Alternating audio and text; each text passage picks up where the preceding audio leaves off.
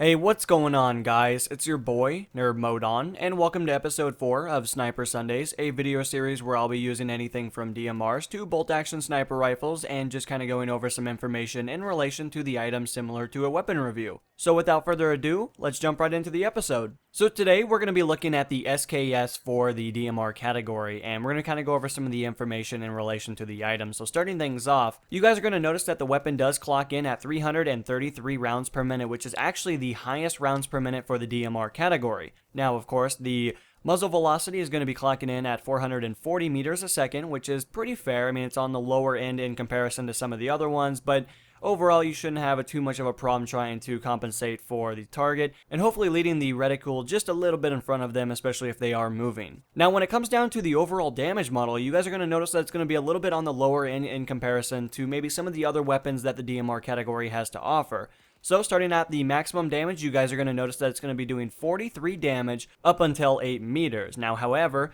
once you start to get to around that 60 meter mark, you guys are going to notice that your damage is going to be dropping off to around 34 damage a shot, which isn't too bad. That basically means that this weapon is going to be a 3-shot kill at all ranges, which overall isn't too bad considering that the weapon does have a lot to offer, and considering that it is semi-automatic, you do have the ability to hopefully aim for the head to try to hit the multiplier and also try to increase your chances of downing the target a little bit faster in comparison when it comes to shooting at center mass. Now, of course, looking at the magazine and reload times, you guys are going to notice that the overall reload times are pretty sufficient. Now, of course, for the short reload, you guys are going to notice that it's going to be clocking in at 2.3 seconds. But if you do happen to expel all your ammunition, of course, you are going to be suffering through a 3.5 second reload, which I guess isn't too terribly bad considering that DMRs are more of a defensive weapon, and you're probably not the guy leading the charge when it comes to the battlefield, so you shouldn't have too much of a problem or have any circumstances that really lead you to start worrying considering that you are going to be more of a defensive player, and you're also going to be playing more of a supporting role. Now, of course, you guys will notice that the magazine size is pretty sufficient. 21 rounds is pretty consistent when it comes to the DMR category. You usually don't see a whole lot of deviation there, but you guys will be able to take note that it is going to be 21 rounds, 20 round magazine, 1 in the chamber, that is equivalent to 21 rounds. So of course, transferring your guys' eyes over to the recoil numbers, you guys are going to notice, like most DMRs, that there is going to be a sufficient amount of vertical recoil, considering that the weapon is a single fire only weapon. Now, of course, in the vertical side of things, you're going to be noticing it's going to be 0.35, which is pretty sufficient, but it's also not that bad. A lot of the other DMRs that we've covered so far in this series have been sufficiently higher than that number, and when it comes down to it, the number is comparatively lower than the other numbers that we've talked about in previous episodes, so overall, you're probably going to fit pretty well, and you're going to notice that you're not going to have to compensate too much for the vertical recoil. Now, of course, when it comes down to the horizontal side, this is where it gets a little wonky considering that we're not going to notice a definitive number that's going to really take the full pressure of the recoil when it comes to the horizontal size. Now, you guys will notice on the right side it's going to be 0.4, and on the left side it's going to be 0.3. So overall, it's going to be almost a 50-50 split when it comes down to which side it's going to kick to, which is very unpredictable. That can be very difficult when it comes to compensating for recoil, especially if you're on PC pulling down on the mouse, or if you're on console pulling back on the joystick. Now, of course, in this specific situation, you guys are going to have more of a random factor when it comes down to it, so you're not going to know exactly which way it's going to go. But I'm going to venture and say it's probably going to be a little bit more common to go up and to the right, but by all means, it could be up and to the left. So you're really going to want to take note when you're trying to fire the weapon, and you're also going to want to try to pace your shots out a little bit more to try to get a fundamental understanding of how the recoil is going to affect your shot when it comes to sustained firing. So that's pretty much all the information when it comes down to the statistics of the weapon. Of course, I do have some recommendations for you guys when it comes down to outfitting your weapon. So I would probably start off by going with the optics section, and I had a lot of luck going with the standard red dot sights. May that be the Reflex, the Coyote, or the Cobra sight, depending on which one you enjoy the most. Considering that the weapon doesn't have a whole lot of recoil, you could pretty much use a lot of things when it comes to this specific gun, but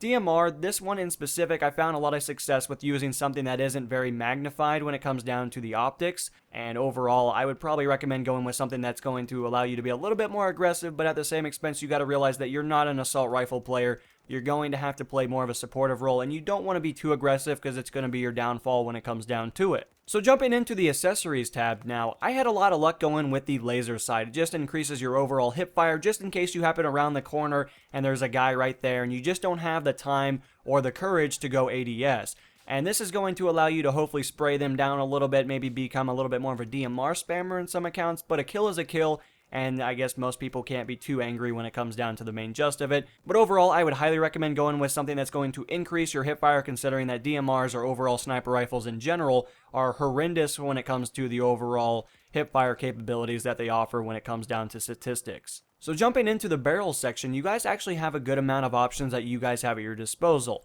Now, when it comes down to it, considering that the weapon again has a very low vertical recoil, you could definitely equip a heavy barrel to increase your overall accuracy when it comes to those long range shots, which is going to make you more effective at a more of a long range engagement. However, if you want to be the silent ninja and you want to sneak around and really get behind the opposition and try to definitely have that ninja-esque feel when it comes to the weapon, considering that your damage is overall pretty high when it comes down to it, and you do have the ability to line up some headshots, and this is going to increase your chances of becoming a ninja, I would probably go with a silencer then. But you guys got to realize that your range is going to be reduced, and it's going to really affect if you're going to try to snipe people at long range. So if you're going to go with a suppressor, I would really recommend trying to be more aggressive and also trying to really get the flank on when it comes down to the maps that Battlefield has to offer. Now, of course, if either of those options don't sound too great, you can always go with the flash hider. There's no negative effects and it only has positives, so when it comes down to it, that would definitely be an alternative if the other two options just are not your cup of tea when it comes down to the increased amount of recoil for the heavy barrel or the suppressor when it reduces your overall effectiveness at range. Now, of course, we have the underbarrel attachment. Now, this is very vital depending on how you guys have already customized your weapon. It's going to be very important to decide upon which one is going to be the best for you. Now, if you did go with the heavy barrel and you decided that the recoil was just a little too crazy, of course, you can go with the angled grip. That's going to decrease the overall recoil, and it's going to make it a lot more reasonable when it comes down to compensating for that vertical recoil, of course. Now, of course, if you didn't go with that route, maybe you could definitely go with something like a stubby grip. That's going to be a lot better if you're a little bit more spam happy, and it's going to be able to give you a little bit more accuracy when it comes down to those engagements. But it just really depends on how you're playing. If you're trying to really get behind the opposition and you want to bring full effect of everything that you have to offer, there's a lot of options that you can go with, and it's really going to come down to how you've noticed you've been playing. I can recommend only so much when it comes to the weapon, but depending on how you guys have already customized your weapon, definitely look into seeing how you can benefit those further in making the weapon a lot better when it comes down to those engagements. But anyway, guys, I hope you guys enjoyed the episode. Of course, if you guys have any recommendations for future episodes, feel free to let me know in the comments below. But when it comes down to it, guys, I will see you guys next week for the next episode. And until then, guys, this is NMO, and I'm going to be signing out. Peace.